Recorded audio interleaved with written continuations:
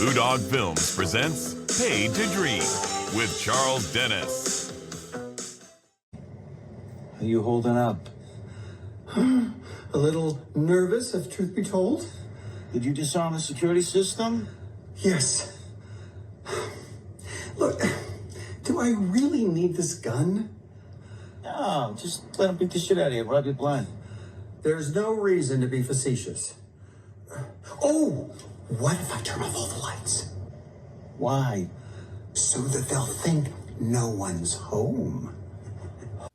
Hello, it's Charles Dennis, and we are back with Paid to Dream. And that wild man that you just saw in the camouflage is a very nice man. It's called acting, and his name is Jeffrey Byron. And this year marks 50 years that I've known you. Wow. Yeah. Now, I mean, you were a toddler, granted. Well, I wasn't that young, but thank you for weren't that saying young. so. No, So-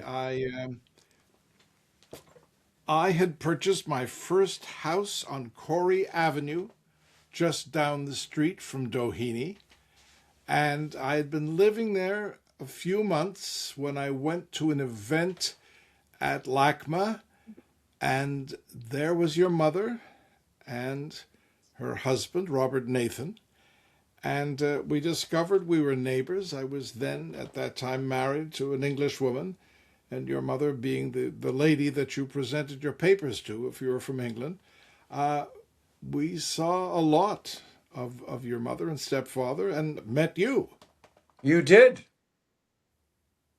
And In fact, if I remember, I got one of my very first suits from you. Yes, it was a suit, a pinstripe suit from Take Yes. Six. And I Take gave 6 in London. Take Six in London, and it was either your 20th or I think it was your 20th birthday. Would have been my I gave- 20th birthday, I believe, yeah. I gave Yep. you that suit, and the next day you turned up and said the suit had a very good time last It night. did. And you get a prize if you know who you had a good time with. Indeed. Your mother was a force of nature. I also met Charles Bennett that same night, the esteemed playwright, screenwriter. Great screenwriter who wrote a lot of movies for Alfred Hitchcock. Alfred Hitchcock. It was interesting. Then he moved on to DeMille and wrote for DeMille in the 40s. And then in Right. the 50s, he moved on to Irwin Allen. And but he always never ceased to claim that he had discovered your mother. What was it? Joan Boniface. Joan Boniface Winifrith. Yes.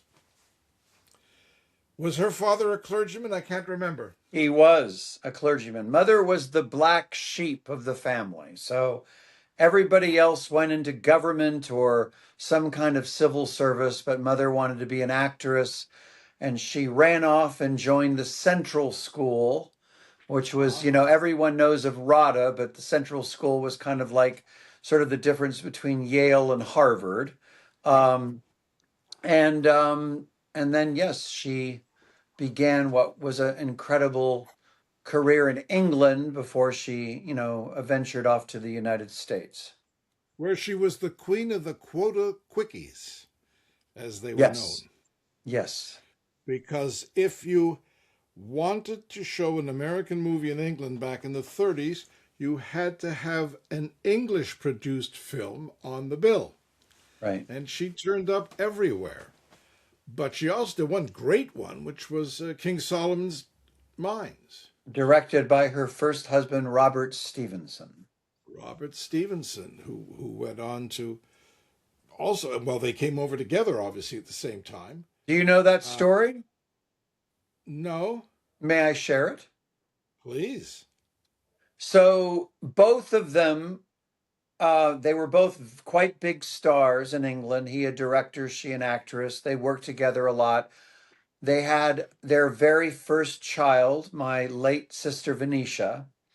And this was right around the time that the war broke out and the Germans were bombing London. And there was kind of an unwritten rule that if you had children, you really wanted to get out of London. So both of them independently had been given offers to come to the United States. And they decided to take one of the offers up, which was David O. Selznick wanted Stevenson to come out and be one of his flagship directors.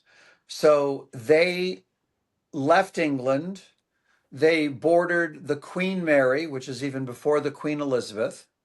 They took that passage over to New York, then jumped on the Super Chief train service, which apparently had butler service. They arrived in Los Angeles 10 days later.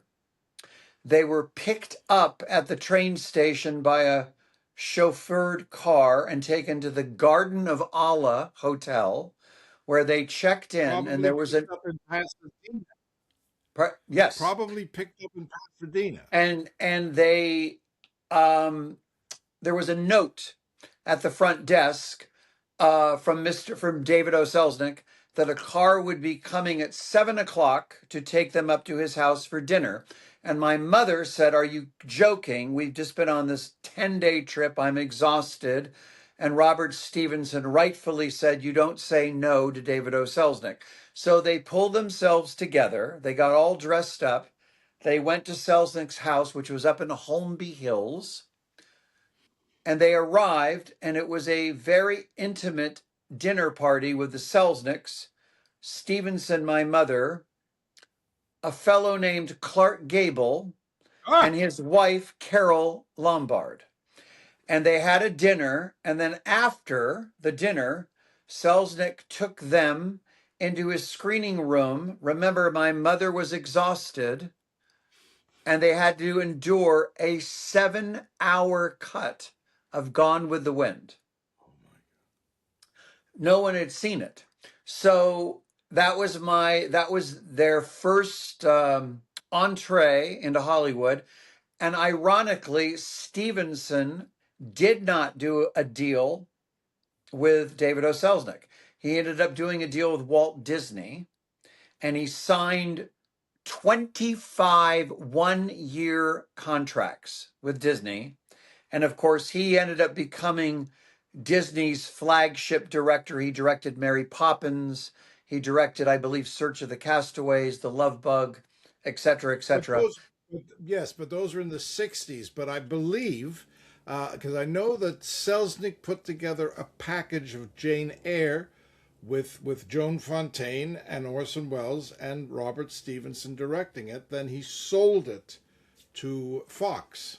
So I think that he did do some pictures for Selznick. Well, he might have done something independently with him, but I know that he did a long series of contracts, with Disney. And then my mother went on, and then they, not long after that, Stevenson and my mother separated. She signed with RKO, But and not that's before where, and that's where, and that's Caroline where, was born before they separated, right? that's a little murky, to be honest with you. Oh, But my mother signed a contract with RKO, and that's right. where she met John Ford, who put her in How Green Was My Valley. And then they went on to have this extraordinary working relationship and very close friendship. She did more films for anyone. She did more films for John Ford than anyone but John Wayne. I believe she did 8 of his movies. And then, of course, lucky me, when I came along a number of years later, he was my godfather. As he, by the way, had many godchildren. I wasn't particularly special. I was just one of many.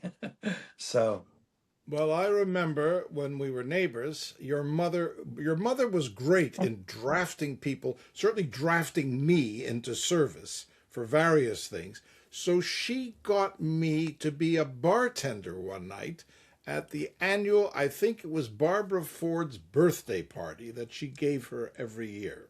right. And and that's when I met Dan Ford, the grandson. I met Wingate Smith's widow, and he had Oh been my the God. AD. I know, it was an amazing. I will never cease to be amazed by the people I met Sure. in Robert and Anna's house. Yep. What was that famous English lord who married that actress from MGM, and she retired after she married him? They did a mini. He was a spy or so. The heck was his name? Mountbatten? No, not he. He was Lord somebody or other, and Okay. Ronnie. They did a miniseries on the BBC about his exploits, and it'll come back to me like a lucky Yeah. check. Now, there And were then a of course, lot of amazing souls that went to those parties. They threw a party almost religiously once a month on a Friday night.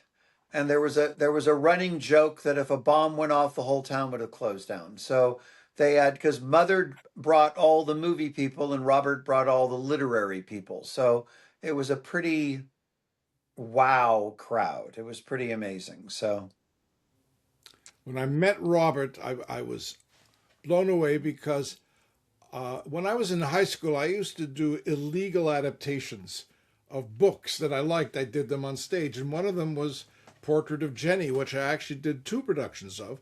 And I told him that, and he just said, "You owe me money." yes, That was Robert. I love that. perfect. I just love that book. Well, I think your mother, one of my favorite drumming people into service, though, was that campaign to preserve the White Cliffs of Dover. Yes. I don't even know if the British government knew that the White Cliffs of Dover were in jeopardy, but what a Well, fantastic party. the jeopardy was during the, I want to say, mid 1970s. There was an influx of a lot of Arab money in England, and they were buying up all these huge, famous historical estates. And that really got under my mother's skin. And then there was discussion that they wanted to buy the White Cliffs of Dover and build condominiums on top of them. So, and my mother, I think her quote was over my dead body. So she started to put together these fabulous charity events, which were kind of American sympathizers to British causes, and she did rather well and put together quite a number of them, and then that connected the dots to her eventually being given an MBE by Queen Elizabeth for her work to the crown. So Didn't you guys go over for the we ceremony? did. So my brother John, my late brother John, my sister Caroline, my niece Sarah, and myself. Stephen didn't go because I think he was working and couldn't go. But we all went over for the ceremony, and it was well, it was great. It was great because so you recall that when my mother was roughly 70, she had a car accident Yes, and she became somewhat of an invalid and needed to use, a wheelchair. right. And about 2 weeks before we were to go to England for that great presentation, I had a really bad water skiing accident and I ruptured like my hamstring. Anyway, the point being is that when we both got on the plane, we were both in wheelchairs. and then when I went to the ceremony, I had to use a walking stick, which I borrowed from Robert Nathan, by the way, a very grand sort of Sherlock Holmes walking stick. And why I'm telling you this story is that I was sitting on an aisle because my leg was really in not good shape and my leg was kind of protruding out of the aisle. Well, everybody that was getting up, or everyone that had been given some kind of an award by the Queen, they would get 10 seconds, thank you, goodbye, thank you, goodbye. Well, my mother gets up there and now it's like a 2-minute conversation. And then my mother suddenly points in my direction And the Queen takes some interest. And the very next day, we get a phone call saying that I am supposed to see the Queen's doctor. So I venture over to the Queen's doctor, In and it's Harley a Street? jet. Pardon me? Was he in Harley Street? He was in Mayfair. Oh my. And so I arrive, and it turns out, and forgive me, I don't recall the gentleman's name, but it did begin with a Sir. So he was a knight, Sir such and such. And he comes into the room. He kind of reminded me of like Inspector Watson. You know, he had the big sideburns and he was wearing a tweed suit and he was very frightfully British. And he said, "What seems to be the matter?" And I said, "Well, I have a very, very bad leg and I hurt it water skiing and it's very sore and I can barely walk." And then he said, "What you need is electricity." So suddenly this gigantic machine comes out, which now, today, all these years later, is what we call TENS units, which are, of course, tiny, right? And but this thing was like the size of looked like a giant radio, and the conductors that he put on my leg were about this big. I mean, they were huge. So he shoots my leg up with electricity, and I'm like completely like, what the heck is going on? And then I'm done with the session. And then he comes back and he says, "You need to come back the next 3 days. What hotel are you staying at?" And I said, "Well, we're staying at the Athenaeum." And he goes, "The Athenaeum, that's about a mile away. I want you to walk back to the hotel." And I was like, "What?" He goes, "Exercise, you must exercise the leg." And he was very, very adamant about it. So anyway, long story short, I saw this gentleman 3 days in a row, and wouldn't you know it, within about 5 days, I was jogging in Hyde Park. He had cured me, but there is a great exclamation point on the story, which is it turns out he was not the Queen's medical doctor. He was the Queen's horse doctor. The vet. He was a vet. So the electrodes were meant for horses. Unbelievable.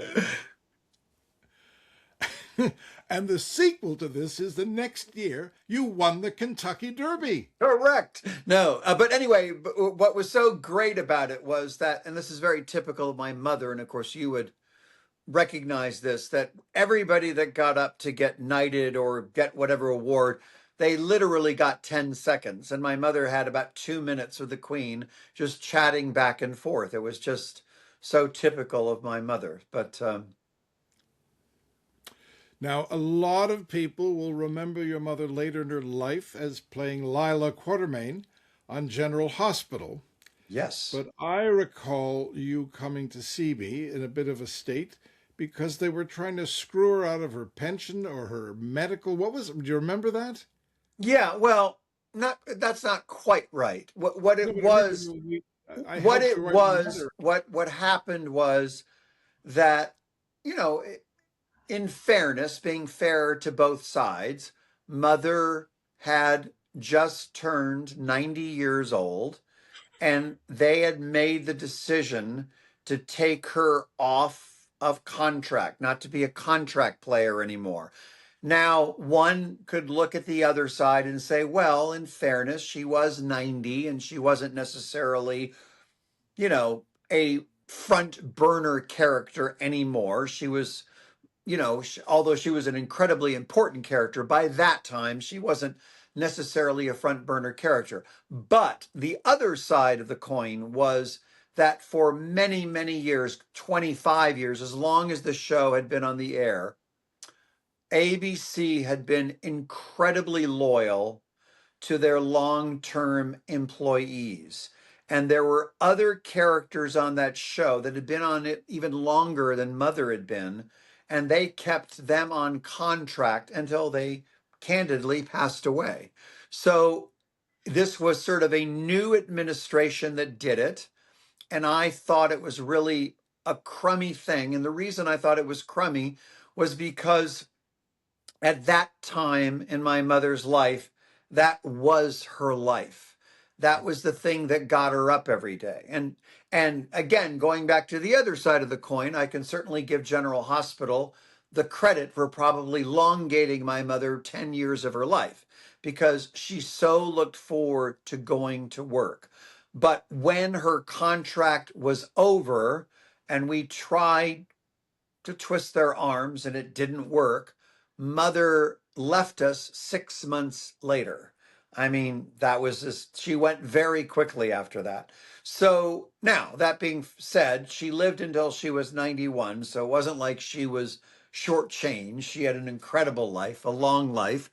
And but that incident had to do with the fact that we thought, and many people, by the way, it wasn't just me, her son, it wasn't just nepotism, it was the entire cast felt that way. They all thought it was a really dirty deed, that they wouldn't just, it wasn't like she was being paid like an enormous amount of money compared to some of the younger contract players.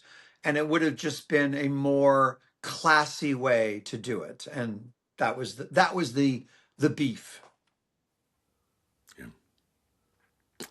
Well, she got you started in the business because of John Ford. You did Donovan's Reef. How old were you?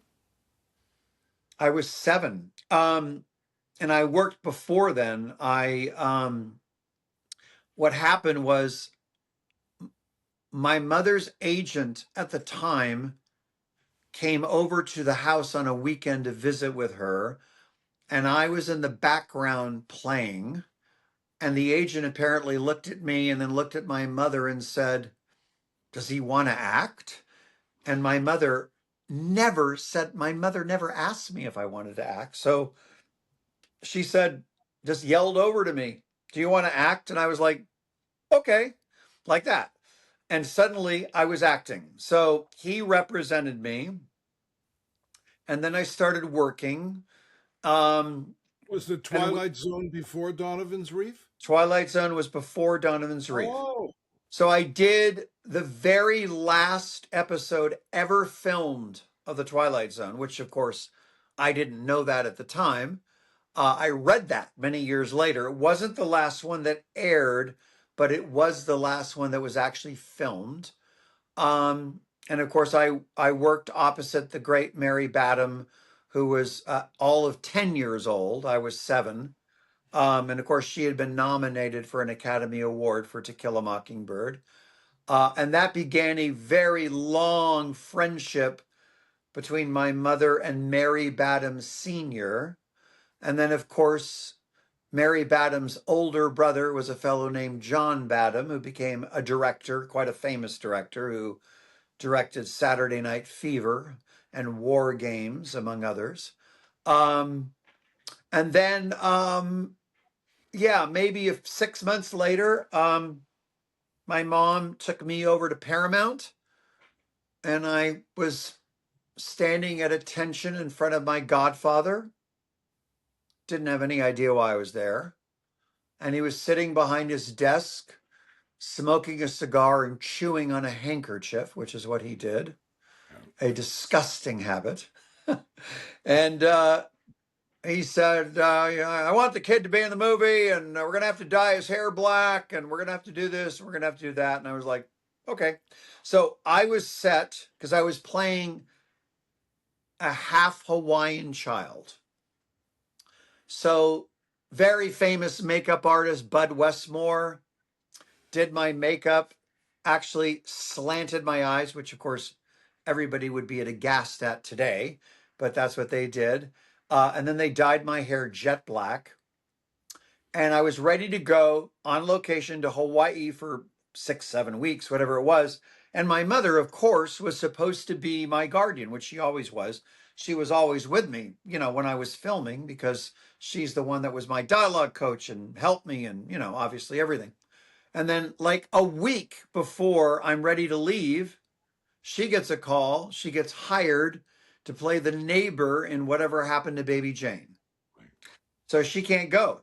So my 2 older brothers, who were all of 12 and 13 at the time, became my guardians. But my real guardian was John Ford. So he put us up in a bungalow right next to his bungalow and kept an eye on us. And he was, fantastic, bigger than life, a real son of a gun, as most people know, but very good to me, very kind to me. Um, and yeah, that was my first entree into the movies, and then I did a few movies after that as a child, but that was the first one. And actually, Time magazine said that I stole the movie. So I got really one of the only good reviews of that movie. Although that movie I think is held up very well. I think it's a very charming, Yeah, no, sweet it's a film. family movie, Yeah, and correct. you got to work with Duke Wayne and Lee Marvin. Yep, Uncle Duke. He was known as Uncle Duke. Speaking of Uncle Duke, everybody called him Uncle Duke. When I ventured into my adult acting career, which was 13 years later, probably right before I met you, by the way, I was all of 19. I was over at my godfather's one Sunday, John Ford. All of his godchildren would come over on Sundays and visit him. He was kind of bedridden by then. And of course, the great Peter Bogdanovich, who had become quite famous over The Last Picture Show and Paper Moon, was obsessed with John Ford, so much so that when Peter became wealthy, he bought a house across the street from John Ford. So he was also there when I was visiting my godfather. And if you know John Ford, he never, ever minced words. And he was a bit hard of hearing. And when people are hard of hearing, they speak very loudly. And when I was next to him at his bed, he looked over at Bogdanovich, who was sort of standing in the corner looking at his idol. And he said to me, "Get rid of that dreadful man." So, but Peter, I wrote him a fan letter, a legitimate fan letter, because I really loved his movies. And God bless him, he invited me to lunch at Warner Brothers, gave me a walk-on part in At Long Last Love. I had one line. I was a bellhop. And then about 6 months later, called me up. He was about to make a movie called Nickelodeon. And there was a part for a guy. This was, of course, if you remember the movie, it was the dawn of the movie age. And the great actor, really great actor, Brian Keith, played a head of a new studio. And there was a part to play his personal assistant. And the part really didn't have a lot of dialogue, but the character was always standing right next to him. And he was like his man Friday. Well, that part was meant for none other than what became a very famous, still very famous Hollywood producer named Frank Marshall. Frank Marshall was Peter Bogdanovich's right arm on his first few movies. Well, a week before that movie started production, Frank Marshall gets a call and he's been offered to produce some weird, strange, crazy movie that nobody's heard of called Star Wars. So he goes off and produces Star Wars and then becomes an iconic, producer. So Peter said, "I want you to replace Frank and play that part." So I was signed with a 2-week contract. And by the time I was done, I was on the movie for 6 weeks because Peter just kept giving me more and more to do, and I became very good friends with Peter. Peter threw me my 25th birthday party. And he was the lovely guy. I adored him. I idolized him. He was, and I think a really, in hindsight, looking back, every inch the filmmaker as those other guys, the Coppolas, etc. If you look at his body of work, he was really talented. Look, he makes a movie like, Last Picture Show, And then he makes an incredible comedy called What's Up, Doc? I mean, that is pretty impressive to go from one genre like that to another. So he was a great And my guy. But, favorite, Paper Moon. well, Paper Moon was amazing. By the way, after Peter sadly passed away, his estranged wife, but still incredibly close to him, which was, of course, the sister of Dorothy Stratton, LB, Louise Stratton, gave me one of Peter's ascots. And why that is so significant is the ascot that she gave me was a gift to Peter by Jeff Bridges. Mm.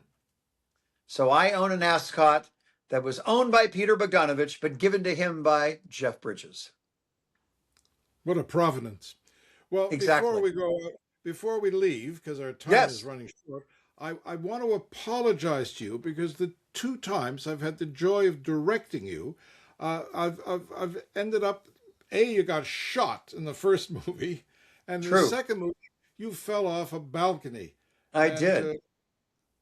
Well, you're a good sport, and Clearly there's something underneath that, Charles, that I know. I'll have to look into it. But folks, here's a little clip from Nom de Plume. I was presented at court for King Carl Gustaf, and it was a show. Oh, my eye, I can't see.